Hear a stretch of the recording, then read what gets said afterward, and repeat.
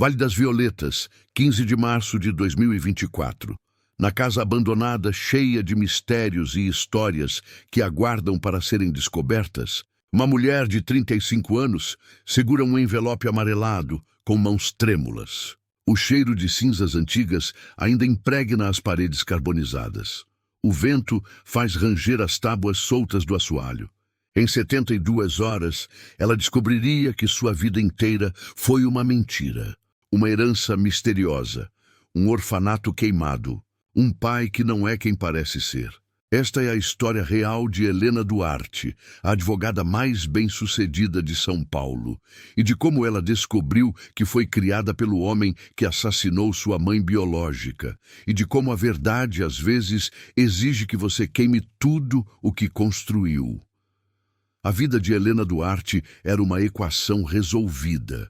Aos 35 anos, ela havia se construído com a precisão de um arquiteto, cada linha de sua existência deliberada, cada espaço preenchido com propósito. Seu escritório, no 30º andar de um arranha-céu em São Paulo, não era um cômodo, mas uma declaração.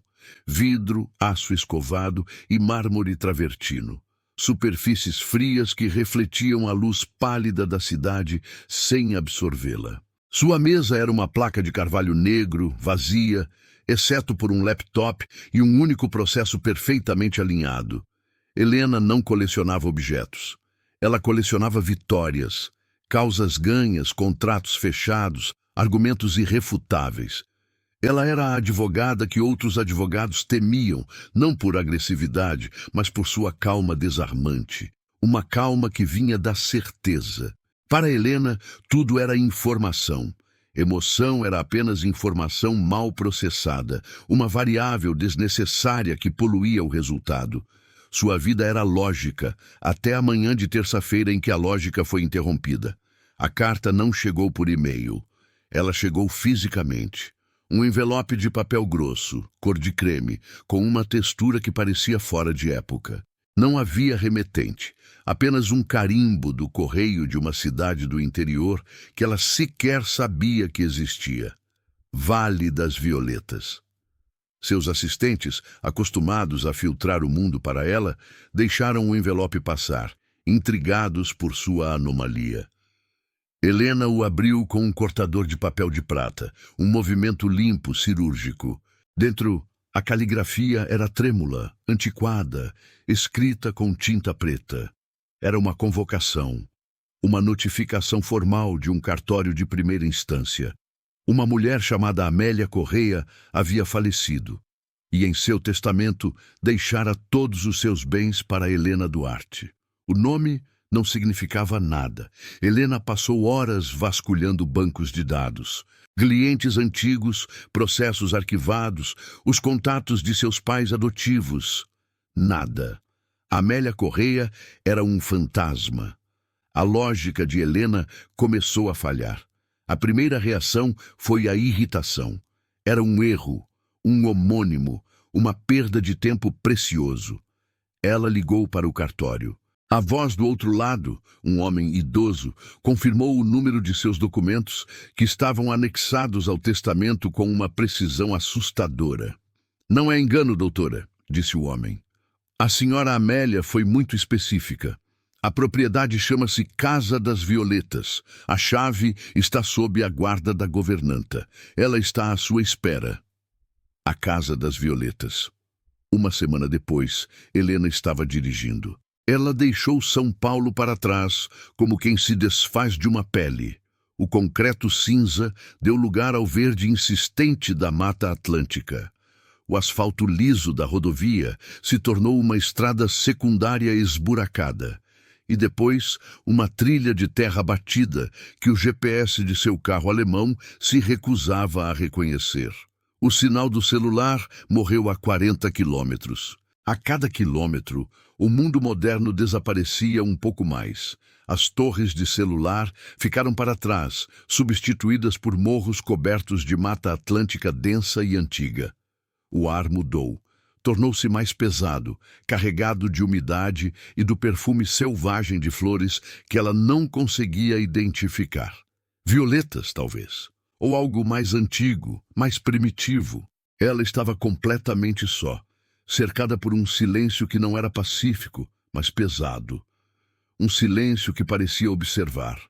Seu BMW alemão, com seus bancos de couro e ar-condicionado, parecia uma nave espacial atravessando um planeta hostil.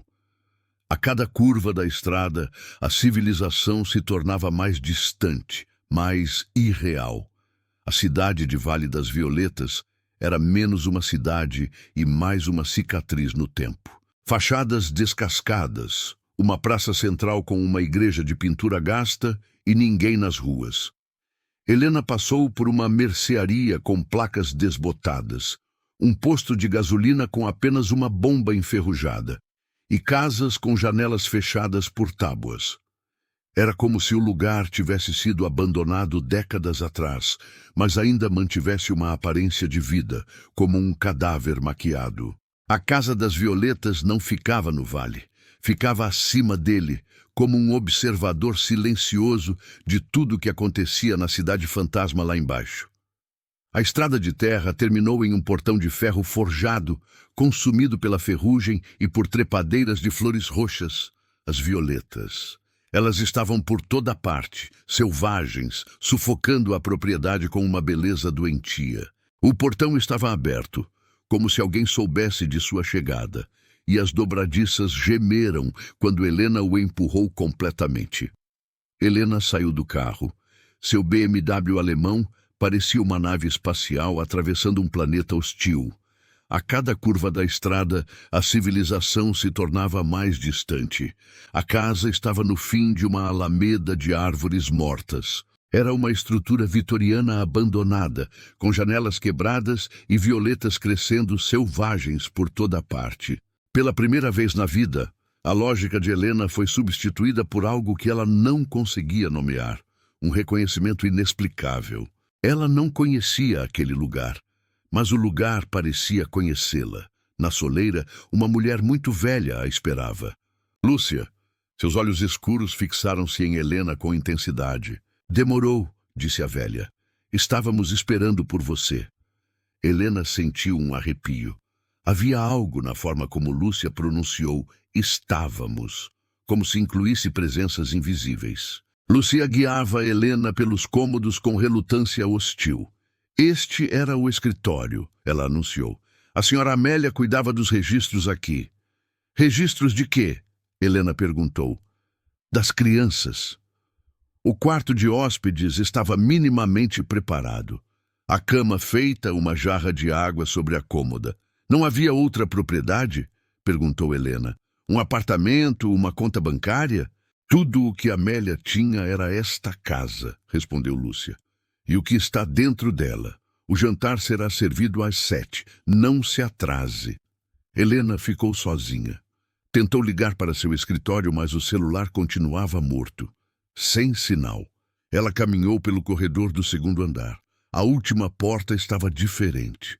A madeira carbonizada, a maçaneta derretida. Helena empurrou. A porta rangeu, arrastando-se sobre o assoalho. O cheiro a atingiu primeiro, frio, fuligem, o odor permanente de algo queimado. Era uma ala inteira. O fogo havia sido contido ali, mas sua devastação fora total. O teto havia desabado em parte, expondo o céu cinzento. O assoalho estava coberto por uma lama de cinzas e detritos de gesso. E no meio de tudo, fileiras de pequenas camas de ferro retorcidas, berços. Era o dormitório das crianças. Um orfanato. Helena recuou, a mão cobrindo a boca. Aquele lugar não era apenas uma casa, era uma instituição. E algo terrível havia acontecido ali. Ela viu um único sapato de criança, de couro, preservado pela umidade, e sentiu uma onda de náusea. O jantar foi um ritual silencioso. Uma sopa rala e pão duro, servidos na enorme mesa de jantar, onde apenas as duas se sentavam, a quilômetros de distância uma da outra, sob a luz fraca de um candelabro. O que aconteceu naquela ala? Helena perguntou, quebrando o silêncio. Lúcia parou com a colher a meio caminho da boca. Um incêndio. Quando? Há muito tempo, antes de você. A forma como ela disse "você" fez parecer que era uma era geológica. Houve vítimas?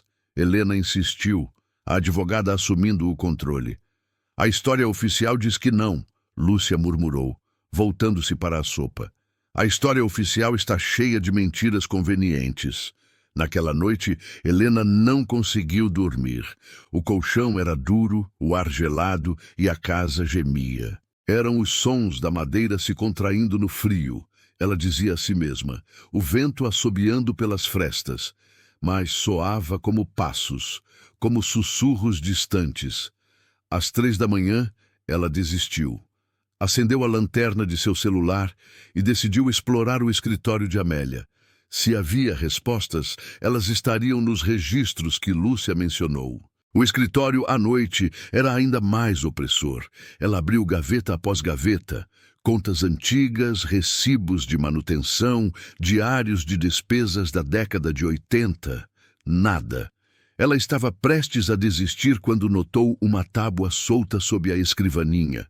Sua lógica treinou-a para ver anomalias. Ela se ajoelhou, forçando a madeira com os dedos. Havia um pequeno compartimento oco por baixo. Dentro havia uma única caixa de charutos seca, e dentro da caixa, fotografias. Eram fotos das crianças do orfanato.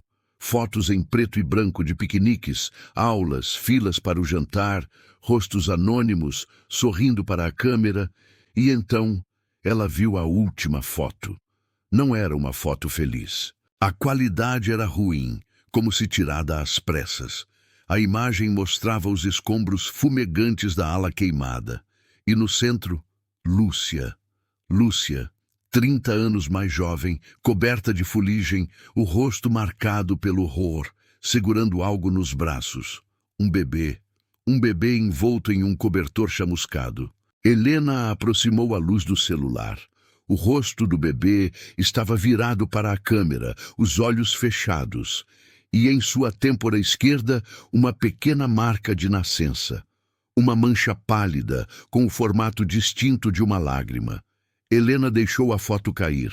Sua mão voou para sua própria têmpora esquerda, para o lugar que ela sempre cobria com maquiagem ou com o cabelo. A cicatriz. A marca que seus pais adotivos lhe disseram ser de um pequeno acidente doméstico quando ela era criança. Era idêntica. Ela não respirou. O mundo parou. O som da casa, o frio, o cheiro de mofo. Tudo desapareceu, substituído pelo rugido de seu próprio sangue nos ouvidos. O bebê era ela. Ela saiu do escritório, a foto amassada na mão. Atravessou o salão, subiu as escadas, seus passos agora ecoando a urgência que sentia. Ela bateu na porta de Lúcia. A velha abriu, não parecia surpresa. Estava vestida como se estivesse esperando por ela. Helena não disse nada, apenas estendeu a fotografia. Lúcia olhou para a imagem, depois para o rosto de Helena, e então, pela primeira vez, seus olhos escuros se encheram de algo que parecia tristeza. Eu sabia que você encontraria, sussurrou Lúcia. Você tem os olhos dela, os olhos de quem procura.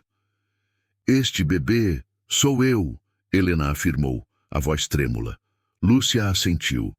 Eu tirei você das chamas. Você foi a única que eu consegui alcançar a tempo. A única? Você disse que a história oficial é uma mentira. A voz de Lúcia subiu, quebrando a disciplina de décadas. O fogo não foi um acidente, menina. Foi queima de arquivo. Helena sentiu o chão desaparecer. Queima de arquivo? Por quê? Lúcia caminhou até a janela do corredor, olhando para a escuridão lá fora. Este lugar não era apenas um orfanato, era uma fachada, um negócio. Helena sentiu o frio profissional tomar conta, uma defesa contra o horror. Que tipo de negócio? Adoções, ilegais, bebês vendidos para casais ricos e poderosos que não podiam ter filhos. Juízes, empresários, políticos, eles vinham aqui escolher. Helena processou a informação.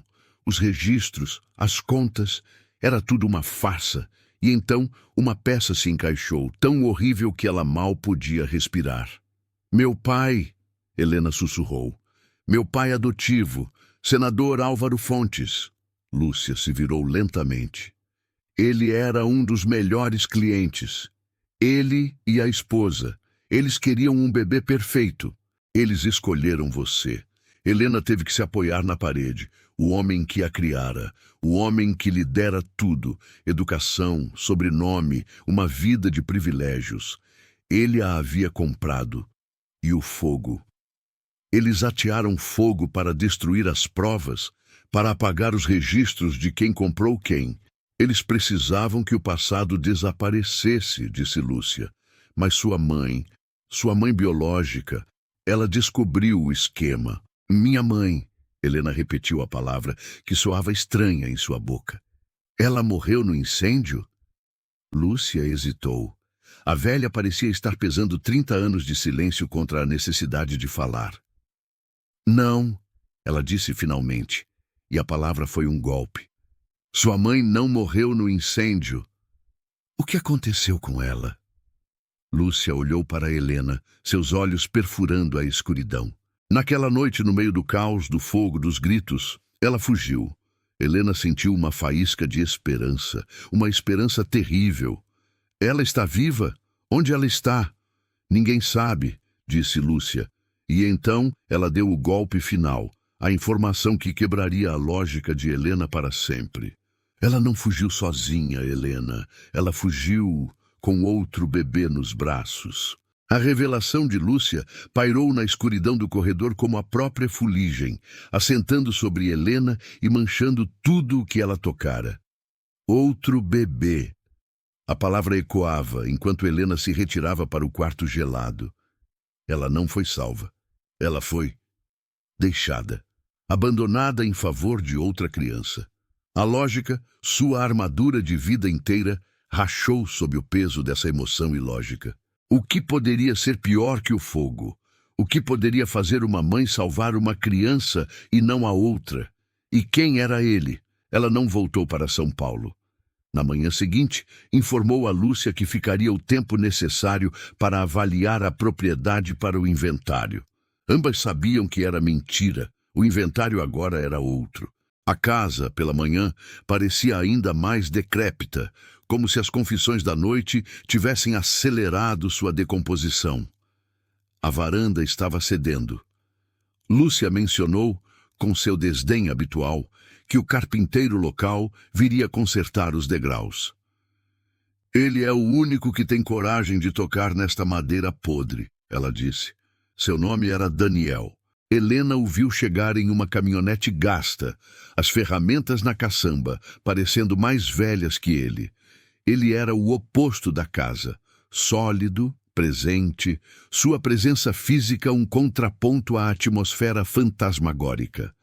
Ele tinha a idade dela, talvez 1 ou 2 anos a mais, e havia uma calma em seus movimentos enquanto ele media a madeira, uma economia de gestos que Helena reconheceu. Era a eficiência de alguém que aprendeu a sobreviver sozinho.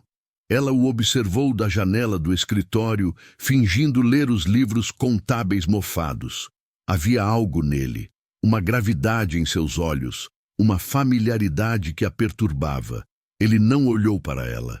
Ele parecia ter um acordo com a casa. Ele a consertaria, mas não se envolveria com seus segredos. A investigação de Helena tornou-se febril. Ela agora tinha um rosto para procurar, o do outro bebê. Ela voltou à ala queimada, o epicentro de sua história. O cheiro de cinzas era permanente. Ela se moveu pelos berços retorcidos, o som de seus sapatos caros soando profano na quietude. Ela procurava algo que sua mãe pudesse ter deixado. Um sinal, uma pista, no canto do que Lúcia identificara como o berçário dos recém-nascidos, perto da janela por onde o fogo aparentemente havia entrado. Helena notou. O assoalho. As tábuas estavam deformadas pelo calor e pela água, mas uma delas parecia mais solta que as outras. Seu coração disparou. Ela se ajoelhou no chão coberto de fuligem, sujando o terninho de grife, usando as unhas para forçar a madeira. A tábua cedeu, revelando um pequeno vão escuro. Não era uma caixa, era apenas um objeto envolto em um pedaço de pano de linho apodrecido. Com as mãos trêmulas, ela o pegou. O pano se desfez em seus dedos, revelando um pequeno pingente de prata, manchado pelo tempo. Tinha o formato de uma violeta. Helena parou de respirar. Ela conhecia aquele pingente. Ela o usava todos os dias. Estava sob sua blusa naquele exato momento. Ela puxou o seu, uma corrente fina, um presente de seus pais adotivos em seu 10º aniversário. Era seu quando a encontramos. Eles haviam mentido, mais uma mentira conveniente. Eram idênticos. Um arrepio subiu por sua espinha, tão frio quanto o ar do quarto. Sua mãe fizera 2, um para ela e um para o outro. Ela correu para fora, descendo as escadas, o pingente recém-descoberto apertado na mão. Lúcia estava na cozinha, lavando batatas. "O que é isto?" Helena exigiu, a voz mais alta do que pretendia. Lúcia olhou para o pingente e largou a faca. Seus olhos se encheram de uma dor antiga. Onde você achou isso?" "Na ala queimada. Tinha outro. Eu tenho outro." "Sim," Lúcia sussurrou. "Ela fez 2, sua mãe. Dias antes do incêndio, ela os fez com a prata de um anel da avó dela. Um para você e um para ele." "Para quem?" Helena pressionou. "Para o bebê que ela levou?" Lúcia não respondeu. Apenas olhou pela janela da cozinha, na direção do homem que martelava a varanda da frente. Helena seguiu seu olhar. Daniel. A conexão inexplicável. A idade. A presença dele ali. Tudo fez sentido. Um sentido horrível e maravilhoso. "É ele?" Helena sussurrou, o mundo se inclinando. "Daniel, é meu irmão." Lúcia fechou os olhos. "Ele também é daqui. Um dos poucos que se salvaram. Foi adotado por uma família de carpinteiros da cidade. O único que sobreviveu e ficou." Helena saiu da cozinha, caminhando em direção a Daniel como uma sonâmbula. Ele a viu se aproximar e parou de martelar, limpando o suor da testa com o antebraço. "Daniel," ela disse, a voz instável, "eu sei que você é daqui, do orfanato." Ele a encarou, os olhos se estreitando. Havia algo naquele olhar que Helena reconheceu. A mesma desconfiança que ela via no espelho quando alguém tentava se aproximar demais de sua vida privada. "E o que tem? Eu acho..." Ela abriu a mão, mostrando o pingente de prata. Suas mãos tremiam ligeiramente, e ela odiou essa demonstração de vulnerabilidade. "Eu acho que minha mãe fez isto para você." Daniel olhou para o pingente, depois para o rosto dela. Helena esperava reconhecimento, choque, talvez lágrimas. O que ela recebeu foi uma raiva fria que a atingiu como um tapa. "Eu não sei do que você está falando," ele disse, voltando ao trabalho, com uma violência desnecessária, o martelo batendo na madeira como se fosse um inimigo. "Não, por favor, escute," ela insistiu, tocando seu braço. A pele dele estava quente, áspera pelo trabalho, real de uma forma que a fazia perceber como sua própria vida havia sido artificial. "Minha mãe, ela fugiu com outro bebê, com o irmão. Eu acho que é você. Eu tenho um igual." Daniel parou. Ele baixou o martelo lentamente, como se o peso dele tivesse se tornado insuportável. Ele olhou para ela, não com reconhecimento, mas com uma profunda e exausta piedade, que rapidamente se transformou em aço. Era o olhar de alguém que havia aprendido a não esperar nada da vida e que agora via uma mulher rica tentando transformar sua tragédia em um conto de fadas. "Irmãos?" Ele zombou, a palavra soando amarga como fel. "É essa a história que Lúcia está lhe contando agora? Deixe-me adivinhar. A mãe heroína que salvou um filho?" "Ela fugiu com você," Helena disse. "Minha mãe morreu naquele incêndio," Daniel disse. "E se você acha que ela era alguma santa, é porque você ainda não leu o que ela escreveu." "O quê?" Daniel foi até sua caminhonete e tirou um diário carbonizado. As bordas estavam queimadas, a capa rachada pelo calor. Eu achei isso nos escombros, ele disse. É dela, da sua mãe. Helena pegou o diário. Muitas páginas estavam ilegíveis, mas outras preservadas. Ela parou na última entrada legível. A data era da noite do incêndio. Eles descobriram. Sabem que eu sei. Vão levar meus filhos. Álvaro me prometeu que estaríamos seguras se eu ficasse quieta, mas ele mentiu. Ele quer o herdeiro. Helena continuou lendo. A frase que parou seu coração. O bebê que eles levaram. Um dos meus filhos foi trocado. O verdadeiro herdeiro foi vendido para os culpados. Helena olhou para Daniel. Ela não fugiu comigo, ele disse. Eu era mais velho. Eu saí pela janela. Eu vi o fogo. A história se inverteu. Ela não era a filha abandonada. Ela era a filha trocada, a impostora. O diário carbonizado repousava sobre a mesa. Helena não o tocava há 2 dias. Sua identidade havia se dissolvido. Ela não era Helena Duarte, a herdeira. Ela era a mercadoria. E em meio a esse vácuo, Helena finalmente notou Clara. Clara era uma jovem de 20 e poucos anos que Lúcia abrigara. Tinha uma filha, Alice, de 3 anos. Helena mal as notara antes. Agora, ela as via em toda parte. Via como Clara segurava a mão da filha. Via o medo em seus olhos quando um carro passava. Lúcia era protetiva com elas, tratando-as com ternura. Na terceira manhã, um sedã preto parou nos portões. Um homem de terno entregou um envelope a Lúcia e foi embora. Helena desceu. O envelope estava endereçado a Clara. O som de um soluço veio do quarto dos fundos. Helena foi até lá. Clara estava no chão, abraçada à filha, o envelope aberto ao lado. Uma intimação. Ele a encontrou. Clara sussurrou. Ele vai levá-la. Quem vai levá-la? Helena perguntou, sua voz firme e profissional enchendo o quarto. Clara levantou a cabeça, surpresa. Meu ex-companheiro, Ricardo, o pai dela. Ele é poderoso.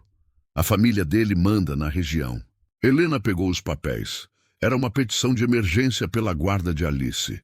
As alegações eram brutais. Insanidade, negligência, instabilidade emocional. O padrão clássico para desmoralizar uma mãe sem recursos. Isso é absurdo, disse Helena, folheando os anexos. São apenas acusações, não há provas. Podemos lutar contra isso. Você não entende, Clara chorou.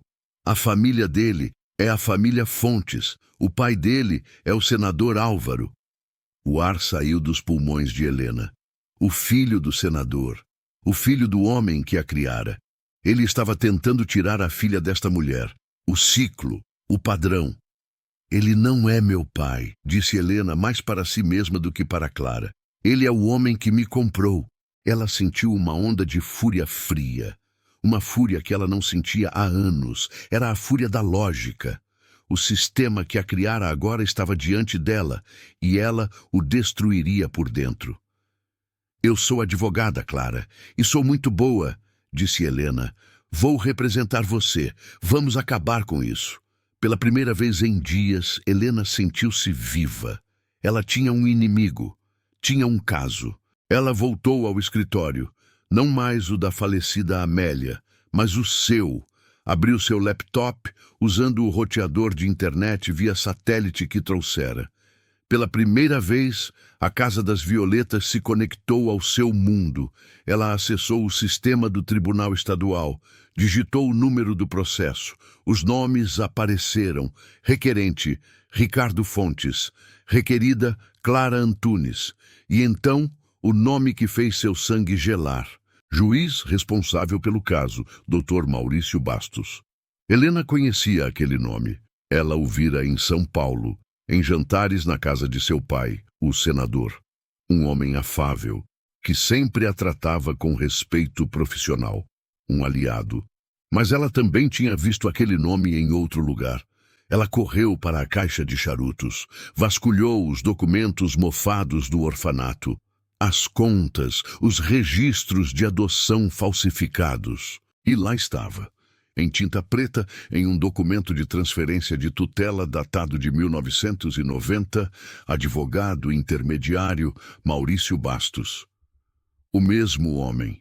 O advogado que vendia bebês para políticos nos anos 90 era agora o juiz que decidiria o destino da neta de um desses mesmos políticos. Helena teve que se sentar. A sala parecia girar. O sistema não estava apenas corrompido, era uma teia fechada. E ela não era a advogada que vinha de fora para salvar o dia. Ela era parte da teia. Ela era Helena Duarte, a protegida do senador Fontes. Ela era aliada de Maurício Bastos. Sua presença ali, sua intervenção, não traria justiça, apenas validaria o sistema. O juiz a ouviria, talvez até lhe desse a vitória, não porque Clara estava certa, mas porque ela era Helena. Ela usaria o poder corrupto de seu pai adotivo para vencer o filho dele. Ela não estava lutando contra o ciclo. Ela estava prestes a se tornar a engrenagem principal dele. A história estava se repetindo e ela era a vilã. A lógica de Helena era uma fortaleza, e aquela fortaleza, sitiada pelas verdades da Casa das Violetas, havia desmoronado. Mas o que se ergueu das ruínas não foi a emoção caótica que ela sempre temera. Foi uma fúria fria, uma clareza metálica, afiada como um bisturi. Ela não era parte da teia, ela era a aranha que a teia havia capturado, e agora ela iria até o centro dela. Helena deixou a Casa das Violetas antes do amanhecer. Ela não se despediu de Lúcia, nem de Clara. Deixou o diário carbonizado sobre a mesa, uma relíquia de uma vida que não era a sua. Ela dirigiu por horas, o motor de seu carro alemão devorando o asfalto, levando-a de volta ao mundo do aço e do vidro, de volta a São Paulo. Ela não foi para seu apartamento, foi para a casa de seu pai. A mansão do senador Álvaro Fontes, no Morumbi, era o oposto da Casa das Violetas. Era um triunfo da ordem sobre a natureza. Gramados perfeitos, mármore branco que brilhava e um silêncio que não vinha do abandono, mas do controle absoluto. Ele a recebeu em sua biblioteca particular. Um homem de 60 anos, carismático, com olhos gentis, que agora pareciam a Helena, uma máscara perfeitamente esculpida. Ele usava um suéter de cachemira. O ar-condicionado mantinha o ambiente frio. Ele a abraçou. Filha, que surpresa! Pensei que estivesse perdida naquele fim de mundo. O cheiro dele, uma colônia cara de sândalo, era o cheiro que ela associara à segurança por toda a sua vida. Agora sufocava. Ela não se sentou. Ela foi direto ao ponto. Ela não o acusou de comprá-la. Ela usou a linguagem que ele entendia. Poder. Ela falou de Clara, do filho dele, Ricardo, e da intimação de guarda. O senador suspirou, um gesto paternal de cansaço que Helena havia visto 1000 vezes durante sua infância. Era o mesmo suspiro que ele dava quando ela tirava notas baixas, quando questionava suas decisões, quando ousava ter vontade própria. Helena, Ricardo é impetuoso, e essa moça, francamente, ela não tem estabilidade. São assuntos de família, provincianos. Deixe que eu resolvo. Não suje suas mãos com isso. Helena o encarou, estudando cada microexpressão em seu rosto. Décadas de experiência como jornalista investigativa haviam lhe ensinado a ler as mentiras nas entrelinhas, nos gestos quase imperceptíveis, na forma como as pessoas respiravam quando escondiam a verdade. O juiz do caso é Maurício Bastos. O nome pairou entre eles como uma acusação. O senador não vacilou. Ele era político demais para isso, mas Helena notou um aperto quase imperceptível em sua mandíbula, uma pausa de meio segundo antes de responder, o tipo de hesitação que revelava mais que qualquer confissão. O sorriso permaneceu, mas não alcançou seus olhos, que se tornaram duros como pedra. Um juiz competente, ele disse, muito calmo, cada palavra medida e pesada, como se fosse uma peça de xadrez sendo movida no tabuleiro. Ele também foi um advogado muito competente, Helena rebateu, sentindo o poder da informação correndo em suas veias como adrenalina.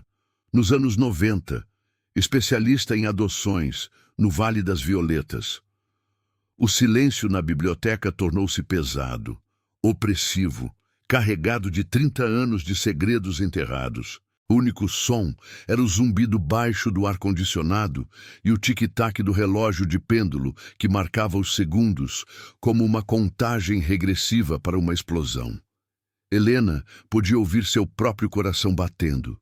Podia sentir o suor frio descendo por suas costas, apesar do ar refrigerado. Álvaro Fontes caminhou até o bar com a elegância calculada de um predador que sabe que foi encurralado, mas ainda tem garras. Cada passo era deliberado, uma performance de controle. Ele serviu-se de um uísque. Macallan, 25 anos, ela notou. O mesmo que ele bebia quando fechava negócios importantes. Ele não ofereceu a ela. Era uma mensagem clara. Ela não era mais família. Era oposição. Você não deveria ter ido lá, Helena. A voz dele carregava uma ameaça velada, o tom que ele usava no Senado quando queria que seus oponentes soubessem que havia consequências para desafiá-lo. Eu sei sobre o orfanato, ela disse, a voz baixa, mas firme. Cada palavra uma bala disparada com precisão cirúrgica. Eu sei o que vocês faziam. Eu sei que me comprou. Ele não se virou imediatamente. Ele bebeu, saboreando o uísque como se fosse tempo, como se cada segundo de silêncio fosse uma estratégia. E então ele riu. Uma risada suave, triste, que soou como o lamento de um homem que havia perdido algo precioso há muito tempo. Comprou? Ele repetiu, virando-se lentamente como um ator que conhece perfeitamente seu papel. Que palavra feia, Helena. Que palavra inadequada. Eu te salvei, minha filha. Você não tem ideia do que está falando. Ele se virou completamente. A máscara de pai gentil havia caído como uma cortina no final de um espetáculo. O que restou foi o político puro, o homem que movia o mundo com a mesma facilidade com que outros moviam peças de xadrez. Seus olhos eram frios, calculistas, os olhos de alguém que havia tomado decisões terríveis e aprendido a viver com elas. Você quer a verdade? Ele perguntou, aproximando-se dela com a confiança de um predador que sabe que sua presa não tem para onde fugir. A verdade é que sua mãe era louca, uma fanática. Ela descobriu sobre os arranjos. Ameaçou expor a todos. A mim, aos juízes, aos empresários que só queriam dar lares a crianças órfãs. Helena sentiu o sangue gelar em suas veias, cada palavra dele caindo como gotas de ácido em uma ferida aberta.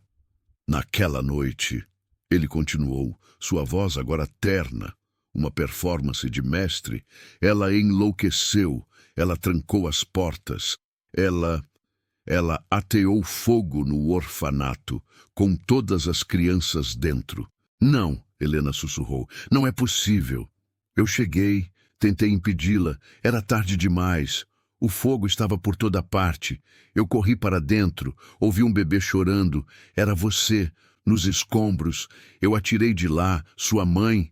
Ela se jogou nas chamas. Eu não pude salvá-la.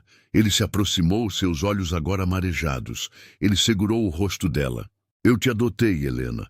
Eu te dei meu nome. Eu te criei. Não para apagar um crime, mas para apagar o crime dela. Para lhe dar a vida que ela tentou tirar de você. Você é minha filha, porque eu a escolhi. Das cinzas. Era uma história perfeita. Uma história que a pintava como uma sobrevivente milagrosa e a ele como um herói trágico. Uma história que fazia de sua mãe biológica uma assassina. Helena saiu da mansão, o mundo desabando pela segunda vez. Esta verdade era pior que a primeira. A mulher do diário não era uma vítima, era uma Medeia. Ela dirigiu de volta. Ela não sabia por quê, mas a Casa das Violetas a chamava. Ela precisava ouvir de Lúcia. Precisava que a velha confirmasse a história que acabara de destruir sua origem. Ela chegou tarde da noite. A casa estava escura, exceto pela luz solitária da cozinha. Lúcia estava lá, sentada à mesa, como se soubesse que ela voltaria. Helena desabou na cadeira oposta. Ele disse que ela ateou fogo. Lúcia, que parecia ter envelhecido mais 10 anos, não pareceu surpresa. Ele sempre foi bom com histórias, a velha murmurou. Foi assim que virou senador. É mentira? Helena perguntou. Lúcia levantou os olhos. A exaustão de 30 anos de silêncio finalmente cedeu. Não foi sua mãe quem ateou fogo, Helena. Foi ele. Lúcia começou a falar. Ela descreveu a noite com precisão. Havia o cheiro de gasolina nos corredores. Ela viu os homens do senador, homens de terno que executavam ordens. Ela viu Álvaro discutindo com sua mãe no pátio. Sua mãe estava tentando fugir com os registros. Uma pasta cheia de documentos que provavam décadas de crimes. Ele queria os papéis, Lúcia disse. Ela não os entregou. Ela disse que ia expor tudo, então ele deu a ordem. Queimem tudo, queimem os registros com ela. Eu ouvi. E minha mãe? Helena perguntou. Eles acharam que ela estava lá dentro quando atearam fogo. Lúcia continuou. Mas ela correu de volta para salvar vocês, as crianças. Ela correu para a ala dos berços, onde você estava, e nunca mais saiu. O teto desabou. Ela morreu tentando salvar quem ela podia. Helena soluçou. Ele mentiu. Ele me criou. O assassino da minha mãe me criou. Ele a criou como um troféu, disse Lúcia. Para provar a si mesmo que ele não era um monstro, você era a prova de sua redenção. E o outro bebê? Helena perguntou. O bebê que ela fugiu, o diário, Daniel. Lúcia balançou a cabeça. Não houve outro bebê. Sua mãe havia perdido um filho semanas antes do incêndio. Uma morte no parto. O diário, ela estava doente de luto, delirando. E Daniel? Daniel é apenas Daniel. Outra criança que salvou a si mesma naquela noite. Não há sangue entre vocês, apenas a cicatriz compartilhada de sobreviver ao mesmo inferno. A espiral de verdades finalmente parou. Não havia irmão perdido, não havia mãe criminosa. Havia apenas um crime, um assassino e uma vítima. E Helena era a única testemunha viva que poderia fazer justiça. Helena não chorou mais. O que veio depois da dor foi uma clareza terrível. Ela era o produto de um assassinato, criada por um monstro. Sua vida inteira era o fruto de uma árvore envenenada. Ela retornou à Casa das Violetas. Quando ela entrou, a casa parecia diferente. Não era mais assustadora, era patética. Um cenário de crime abandonado. Helena foi até o quarto de Clara. A jovem estava embalando a filha adormecida, os papéis da intimação espalhados no chão. Quando Clara viu Helena, seus olhos se encheram da pergunta: "Você vai me ajudar?" Ali estava. O nexo, o teste. Helena olhou para a menina Alice dormindo. Ela viu a si mesma, o bebê nos escombros, e viu sua mãe biológica correndo de volta para o fogo. O senador Álvaro Fontes usava o sistema. O juiz Maurício Bastos era o sistema. Lutar contra eles no tribunal seria uma farsa. Helena se ajoelhou. Ela falou com autoridade. Ela disse a Clara para fazer as malas. Apenas o essencial, para ela e para a filha. Ela não explicou o porquê. Ela não disse para onde iriam. Ela apenas deu a ordem. E Clara, vendo a certeza absoluta nos olhos de Helena, obedeceu. Pelas próximas 12 horas, Helena não foi uma vítima. Ela foi uma força da natureza. Ela voltou ao seu laptop, mas não para acessar sistemas de tribunais. Ela acessou suas contas pessoais, os fundos de investimento, o portfólio de ações, a poupança que ela construiu com lógica e precisão. Ela liquidou tudo. Cada centavo de uma vida de trabalho foi transferido para contas anônimas no exterior. Ela não fez ligações para aliados em São Paulo. Ela fez ligações para contatos que ela nunca pensou que usaria. Facilitadores, especialistas em criar novas identidades, pessoas que viviam nas sombras que a lei de seu pai projetava. Ela estava desfazendo Helena Duarte. Ao anoitecer, um carro parou no portão. Helena entregou a Clara uma mochila com passaportes, certidões e dinheiro. Ele vai nos encontrar, Clara sussurrou. Não. Para onde você vai? O nome Fontes não significa nada. Você e Alice vão viver. Vão ser livres. Helena observou o carro desaparecer. O ciclo estava quebrado. Helena entrou na casa vazia. Lúcia estava na porta. E você? Lúcia perguntou. Você precisa sair agora, Lúcia. Vá para a cidade. Helena colocou um envelope na mão da velha. O que vai acontecer aqui? Você não vai querer ver. Lúcia olhou para a casa. Sua prisão por 30 anos. Ela assentiu e foi embora. Helena estava sozinha. Ela pegou os livros contábeis, as fotos das crianças, a caixa de charutos. Pegou o diário carbonizado de sua mãe. Levou tudo para o centro do salão principal. Empilhou os registros da corrupção, as mentiras. Ela pegou sua mala, seus ternos, seus sapatos, jogou tudo na pilha. Pegou a intimação de Clara, jogou na pilha. Ela foi à cozinha, pegou a lata de querosene, voltou ao salão e encharcou tudo. Então, ela fez a última coisa. Ela ligou seu laptop, apertou gravar. Ela não estava gravando para a polícia. A polícia respondia ao senador. Ela não estava gravando para o juiz. O juiz era cúmplice. Ela estava gravando para o tempo. Ela se sentou na frente da pilha e ela falou. Ela contou tudo. Sua voz era calma, precisa, factual. Ela listou os nomes, senador Álvaro Fontes, juiz Maurício Bastos, as datas, o esquema de adoção, o incêndio, o assassinato de sua mãe, a troca, a farsa de sua própria vida. Quando terminou, ela salvou o arquivo, criptografou e enviou para um servidor seguro com instruções para ser entregue a Alice em seu 18º aniversário. Helena se levantou. Ela tirou do pescoço o pingente de violeta e o deixou cair sobre os papéis encharcados. Ela foi até o fogão a lenha. Havia brasas vivas. Ela pegou um atiçador de ferro, deixando a ponta ficar vermelha. Ela voltou ao salão e tocou a ponta incandescente na pilha. A explosão foi silenciosa no início, e então, o fogo. As chamas consumiram os registros, o diário de sua mãe, as roupas de sua antiga vida. Em minutos, o salão principal estava tomado. O fogo que seu pai usou para esconder um crime, ela agora usava para revelar um. Helena caminhou para fora. Ela não correu. Ela entrou em seu carro, não olhou para trás. Enquanto ela descia a estrada de terra, o brilho laranja no retrovisor tornou-se uma estrela, depois um ponto, depois nada. Helena Duarte estava morta. A mulher que dirigia para longe não tinha nome, nem passado nem futuro, apenas a estrada. Anos depois, 15 anos. Um apartamento claro em Montreal. Neve cai suavemente do lado de fora da janela. O ar é limpo.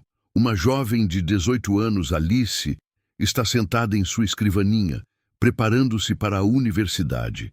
Ela é confiante, seus olhos são brilhantes e livres do medo que assombrou sua mãe. Clara, agora uma mulher em seus 30 e poucos anos, com linhas de riso suaves ao redor dos olhos, traz uma xícara de chá. Ela é dona de uma pequena floricultura.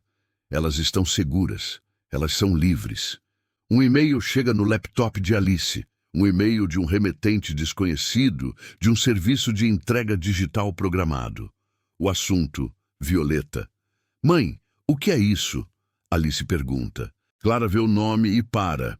Eu não sei, abra. Elas abrem. O arquivo é um único vídeo. Elas clicam em play. O rosto de uma mulher que elas mal reconhecem preenche a tela. Helena, mais jovem, mas com olhos antigos. Atrás dela, uma sala está queimando. As chamas dançam, iluminando seu rosto com uma luz laranja e terrível. E então, a voz de Helena, calma e precisa, começa a falar. Ela conta tudo. O senador, o juiz, o orfanato, o assassinato, o sacrifício de uma mãe, a troca de uma criança. Alice escuta, hipnotizada. Clara chora silenciosamente, não de medo, mas de compreensão. Ela finalmente entende o que aquela mulher fez por elas, o que ela sacrificou. O vídeo termina. Helena olha diretamente para a câmera como se olhasse para Alice através do tempo. O fogo ruge atrás dela, a estrutura da casa começa a desabar. A verdade, diz a voz de Helena, não pode ser enterrada. Ela apenas espera. Meu pai construiu um império sobre as cinzas de minha mãe. Ele usou a lei para esconder seus crimes, mas a justiça é como uma casa antiga, usá-la. Você não pode consertá-la por fora enquanto a estrutura está podre. O vídeo corta para o preto. A última imagem é a voz dela. Às vezes, a única maneira de salvar a fundação é deixar tudo queimar, para que algo novo possa finalmente crescer no lugar. Alice fecha o laptop. Ela olha para a mãe, depois para a neve lá fora. A verdade havia sido entregue. O que ela faria com ela era outra história. Mas o silêncio de Vale das Violetas havia finalmente sido quebrado. A história de Helena nos pergunta: o que é a verdade? É o que nos contam? O que está nos documentos? Ou é a cicatriz que carregamos e não sabemos explicar? Vivemos cercados por casas das violetas. Estruturas de poder, famílias, sistemas que parecem imponentes por fora, mas que por dentro estão cheias de registros mofados, de mentiras antigas e de quartos queimados que ninguém ousa visitar. Quantos de nós somos como Helena, criados por um sistema que nos deu tudo, sem perceber que esse sistema exigiu o sacrifício de outra pessoa para existir? A jornada de Helena não foi para encontrar um irmão ou uma mãe, foi para encontrar a si mesma, e ao fazê-lo, ela teve que destruir a própria identidade que buscava. Ela nos deixa uma pergunta difícil. Se você descobrisse que toda a sua vida foi construída sobre um crime terrível, você teria a coragem de atear fogo? Obrigado por assistir. Se esta história ressoou com você, se você entende que às vezes a justiça exige mais do que a lei permite, deixe um comentário. Queremos saber o que você pensa. Não se esqueça de se inscrever aqui no canal e ativar as notificações, pois há muitas verdades escondidas nas sombras, apenas esperando pela luz certa para aparecer